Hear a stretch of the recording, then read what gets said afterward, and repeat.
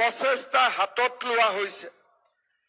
আজি দিনটোত আমি ৩,৮০০ গৰাকী নিম্ন প্ৰাথমিক শিক্ষক, ১,৭৫০ গৰাকী উচ্চ প্ৰাথমিক শিক্ষক আমি ইউপিত আমি নিযুক্তি দিয়াৰ বাবে ইয়াত সমবেত হৈছো। আমাৰ অসমত যোৱাটো দশকত বিশেষকৈ ২০১২ চনৰ পৰা শিক্ষামন্ত্ৰীৰ দায়িত্ব লোৱাৰ পিছত অসমত এতিয়ালৈকে মোৰ হাতেদি আৰু মই সাক্ষী হৈ থকা অৱস্থাত ১.৫ লাখ শিক্ষকৰ নিযুক্তি হৈছে আৰু প্ৰতিটো নিযুক্তি স্বচ্ছতাৰ ওপৰত কৰা হৈছে আৰু অসমৰ যুৱক যুৱতীৰ মাজত এক নতুন প্ৰেৰণাৰ সৃষ্টি হৈছে। আজি আমি বিচাৰো যে আমাৰ অসমত শিক্ষিত যুৱক যুৱতীক আমাৰ আৰু প্ৰয়োজন আছে। যেতিয়া ২০১২-১৪ত আমি একেলগে ৫০,০০০ নিযুক্তি দিছিলো, তেতিয়া ভবা হৈছিল যে আমাক আৰু শিক্ষক বোধহয় নালাগে। কিন্তু সময়ৰ পৰিৱৰ্তনৰ লগত লগ লাগি আমি শিক্ষকৰ নিযুক্তি প্ৰায় ১,২০,০০০লৈকে আমি কৰিব পাৰিলো। তাৰ মানে ৰাজহুৱা শিক্ষা ব্যৱস্থাক শক্তিশালী কৰাৰ বাবে আমাৰ প্ৰচেষ্টা থমকি ৰোৱা নাই, ই বৰঞ্চ এক নতুন গতিৰ সৃষ্টি কৰিছে। বহুদিনৰ অৱক্ষয়ৰ পিছত যোৱা ২-৩টা বছৰত আমাৰ শিক্ষানুষ্ঠানসমূহলৈ ছাত্ৰ ছাত্ৰী উভতি অহাও আমি দেখা পাইছো। চাহ বাগিচাৰ বিদ্যালয়সমূহত শিক্ষা এৰি যোৱা বহুত শিক্ষাৰ্থী পুনৰ শিক্ষানুষ্ঠানলৈ উভতি আহিছে। চৰকাৰী চাকৰিত স্বচ্ছতা অহাৰ লগে লগে এছাম পিতৃ মাতৃয়ে নিজৰ ল'ৰা ছোৱালীক পঢ়াত মনোনিৱেশ কৰিবলৈ বাধ্য কৰিছে। সমাজত এটা ইক'চিষ্টেম নিৰ্মাণ হৈছে যে নহয়, অসমত আমি পঢ়িলে আমি চৰকাৰী চাকৰি বা আন কৰ্ম সংস্থাপন আমি পাব পাৰো। ৰাইজৰ অটুট বিশ্বাসে আজি আমাৰ অসমত বিদ্যালয়লৈ অহা ছাত্ৰ ছাত্ৰীৰ সংখ্যা বৃদ্ধি কৰিছে। যেতিয়া তৰকাৰী বেপাৰীৰ ব্যৱসায় কৰা এগৰাকী পিতৃৰ সন্তানে এটকাও ঘোষ নিদিয়াকৈ চাকৰি পায়, ঠেলা চালক ৰিক্সা চালকৰ সন্তানে ACS চাকৰি পাবলৈ সক্ষম হয়, চাহৰ দোকান দিয়া সেই ব্যক্তিজনৰ সন্তানে যেতিয়া graduate teacher, post graduate teacher আৰু চৰকাৰত ৪ৰ্থ বৰ্গৰ চাকৰি কৰা পিতৃ মাতৃৰ সন্তানে যেতিয়া টেটৰ শিক্ষক হিচাপে টকা পইচা নিদিয়াকৈ নিযুক্তি পায়, সেইখন সমাজ সলনি হ'বলৈ বাধ্য হয়। সেইখন সমাজে সুৰুজৰ সোণোৱালী পোহৰৰ ফালে আগবাঢ়ি যাবলৈ বাধ্য হয়। যোৱা ৫টা বছৰৰ অকৃত্ৰিম পৰিশ্ৰম আৰু প্ৰয়াসে আজি এখন নতুন সমাজ নিৰ্মাণ কৰিছে। মই যোৱাকালিও গহপুৰত কৈছো যে অসমীয়া এতিয়া আবেগৰ দ্বাৰা পৰিচালিত হোৱাৰ সময় নহয়। আবেগে আমাক আলফাৰ আন্দোলনলৈ লৈ গৈছিলে, হাতত আমাৰ একো নাপালো।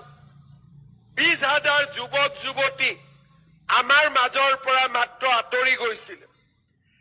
দীৰ্ঘদিন আমি অসম আন্দোলন কৰিছিলো হতাশাৰ বাহিৰে আমি একোৱেই পোৱা নাছিলো কিন্তু যেতিয়াৰ পৰা আমি শিক্ষাৰ আন্দোলন ক্ৰীড়াৰ আন্দোলন আৰু যেতিয়াৰ পৰা অসমে ৰাস্তাৰ আন্দোলনৰ পৰিৱৰ্তে শিক্ষাৰ আন্দোলন আবেগৰ পৰিৱৰ্তে বিবেকৰ ৰাস্তাৰে খোজ কাঢ়িবলৈ আৰম্ভ কৰিলে অসম আজি ভাৰতৰ ভিতৰতে মহাশক্তিত পৰিৱৰ্তন হ'বলৈ আগবাঢ়িছে যোৱা কেইদিনমান আগতে কৰ্ণাটকৰ এজন মন্ত্ৰীয়ে প্ৰশ্ন কৰিছিলে যে অসমত শিক্ষিত যুৱক যুৱতী নাই অসমত সেমিকণ্ডাক্টৰ ইণ্ডাষ্ট্ৰি কেনেকৈ যাব তেতিয়া মই তেওঁক কৈছিলো যে 10 বছৰ আগৰ অসম এতিয়া আৰু অসম হৈ থকা নাই এই সেমিকণ্ডাক্টৰ ইণ্ডাষ্ট্ৰিত মাত্ৰ অসমীয়াই কাম কৰিব আৰু কৰ্ণাটকক দেখুৱাব যে আমি নতুন অসমক প্ৰতিনিধিত্ব কৰো আৰু এই বিশ্বাস আৰু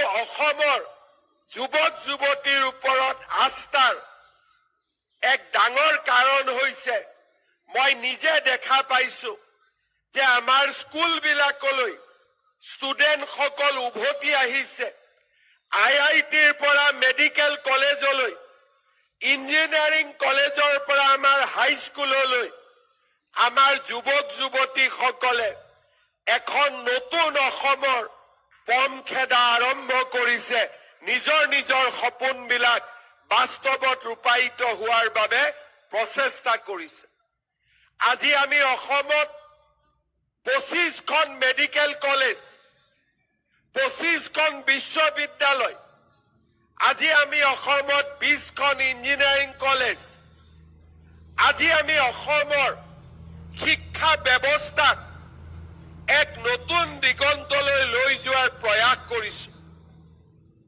আৰু যেতিয়া সেই অসমখন আমি দেখা পাওঁ তেতিয়া আমাৰ মন অতুট আত্মবিশ্বাসেৰে ভৰি পৰে যেতিয়াই অসমত হতাশা আহে যেতিয়াই অসমত উন্মাদনা আহে আমাৰ কিছুমান হতাশাত ভুগে কিন্তু মই সদায় এটা কথাই চিন্তা কৰো যে ৰাতি কেতিয়াও স্থায়ী হ'ব নোৱাৰে ৰাতিৰ পিছত সূৰুজে পোহৰ দিবই আৰু সেই কাৰণে যেতিয়া অসমৰ চাৰিওফালে কেতিয়াবা মই হতাশা আৰু উন্মাদনা দেখা পাওঁ তেতিয়া মই নিজকে হতাশ হোৱাৰ পৰিৱৰ্তে মই আকৌ নতুন দিনৰ সপোন দেখিবলৈ আৰম্ভ কৰো যে অসমত আমি কিবা আৰু নতুন কৰিম যাতে মোৰ মাতৃভূমি মোৰ জন্মভূমি ভাৰতৰ ভিতৰতে এখন সৰ্বশ্ৰেষ্ঠ ৰাজ্যলৈ ৰূপান্তৰ হ'ব পাৰে আজিৰ অসম নতুন অসম এই অসমখনে এতিয়া আৰু পিছলৈ থমকি ৰোৱাৰ প্ৰয়োজন নাই আৰু 2012 চনতে মই কৈছিলো যে টেটৰ শিক্ষকসকলে অসমৰ শিক্ষা জগতলৈ এটা নতুন পোহৰ আনিব আৰু সেইদিনাখন 2012 চনত মই সৰুসজাই ষ্টেডিয়ামত কৈছিলো যে আমাৰ টেটৰ শিক্ষকসকলে বিকশিত অসমৰ সেনানীৰ ভূমিকা ল'ব আৰু আজি মই কৰবাত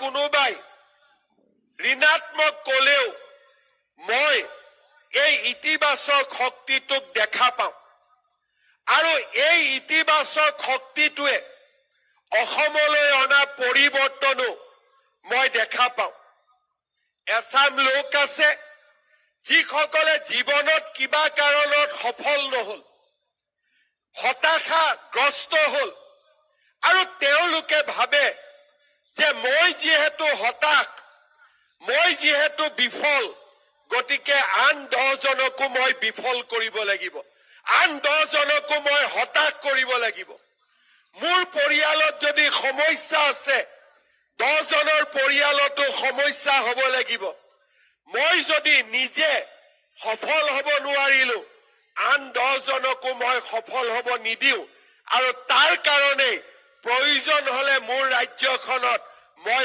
উন্মাদনাৰো সৃষ্টি কৰিম। কিন্তু মই পুনৰ তেওঁলোকক কওঁ যে আপোনালোক এই কাৰণে হতাশ হৈ থাকিলে কাৰণ আপোনালোকে নতুন অসম এখনৰ সপোন নেদেখিলে। আজি আমি আপোনালোকে নিশ্চয় মুখ্যমন্ত্ৰী মহোদয়ৰ অনুপ্ৰেৰণামূলক যি ভাষণ শুনিলে, আৰু 2012 চনৰ পৰা বৰ্তমানলৈকে লাখৰ ঘৰত যি শিক্ষক নিযুক্তি হৈছে, নিকা আৰু স্বচ্ছভাৱে যি লাখ লাখ টেট শিক্ষকৰ নিযুক্তি হৈছে, সি এক নিদৰ্শন। গতিকে আপুনিও সেই যাত্ৰাৰ এক অংশীদাৰ হ'বলৈ যি প্ৰচেষ্টা চলাই আছে, হয়তো কিছু নম্বৰ কিছু পইণ্টৰ কাৰণে আপুনি এইবাৰ নাপালে, পৰৱৰ্তী বিজ্ঞাপন প্ৰকাশ পালে আপুনি পাব, বা 4500ত আবেদন কৰিছে তাত নিশ্চয় আপুনি পোৱাৰ সুযোগ আছে। আৰু যিসকলৰ বয়স আছে তেওঁলোকে নিশ্চয় CTET-ৰ যোগেদি নম্বৰ বৃদ্ধি কৰি নিজৰ সুযোগ যাতে বৃদ্ধি কৰিব পাৰে তাৰ কাৰণে চেষ্টা কৰিব। আৰু বহু এনে প্ৰাৰ্থী আছে যিসকল শিক্ষক হ'ব বিচাৰে, তেওঁলোকৰ ক্ষেত্ৰতো আমি ক'ব বিচাৰোঁ যে শিক্ষক হ'বৰ কাৰণে বৰ্তমান DLED BEd অতি প্ৰয়োজনীয় প্ৰফেশ্যনেল কোৰ্চ। গতিকে আপোনালোকে কৰি ল'ব। তাৰপিছত পঢ়ি থকাৰ অৱস্থাতেই আপোনালোকে CTET দিব পাৰিব LP UPৰ কাৰণে, আৰু মাধ্যমিকৰ কাৰণে নতুন বছৰৰ পৰা টেট কাম ৰিক্ৰুইটমেণ্ট হৈছে। গতিকে নিগেটিভিটিটো আপোনালোকে নানিব। মুখ্যমন্ত্ৰী মহোদয়ে কৈছে যে নিগেটিভিটি বা এনেধৰণৰ চিন্তাই মানুহক হতাশ নিৰাশ কৰে। গতিকে সদায় যেনেদৰে মুখ্যমন্ত্ৰী মহোদয়ে কৈছে যে ৰাতি শেষ হ'ব, পুনৰ সূৰ্যৰ পোহৰ আহিব, তেনে পজিটিভ ভাইবত আপোনালোক আগবাঢ়ি যাওক, প্ৰচেষ্টা অব্যাহত ৰাখক। কম্পিটিশ্যন যথেষ্ট বেছি, কিন্তু সেই কম্পিটিশ্যনৰ মাজতো নিৰৱচ্ছিন্ন প্ৰচেষ্টাৰে লাগি থাকি বহু শিক্ষকে কিন্তু এইবাৰ চাকৰি পাইছে। 2012 চনৰ পৰা তেওঁলোক টেট উত্তীৰ্ণ হৈও চাকৰি পোৱা নাছিল। পৰৱৰ্তী সময়ত CTET দি 2019 চনৰ টেট দি নম্বৰ বৃদ্ধি কৰি এইবাৰ চাকৰি পাইছে। তেনেধৰণৰ উদাহৰণো আছে। বহু ফ্ৰেছ কেণ্ডিডেট যি প্ৰথমবাৰ তেওঁলোকে CTET-ত ভাল নম্বৰ পায়ো চাকৰি পাইছে, আৰু বহুতৰ বয়সৰো সমস্যা আছে। গতিকে মুখ্যমন্ত্ৰী মহোদয়ৰ যি অনুপ্ৰেৰণামূলক ভাষণ, সেই ভাষণৰ পৰা বহুখিনি কথা শিকিবলগীয়া আছে। গতিকে ভিডিঅ'টো আজিলৈ সামৰণি মাৰিছোঁ। ধন্যবাদ।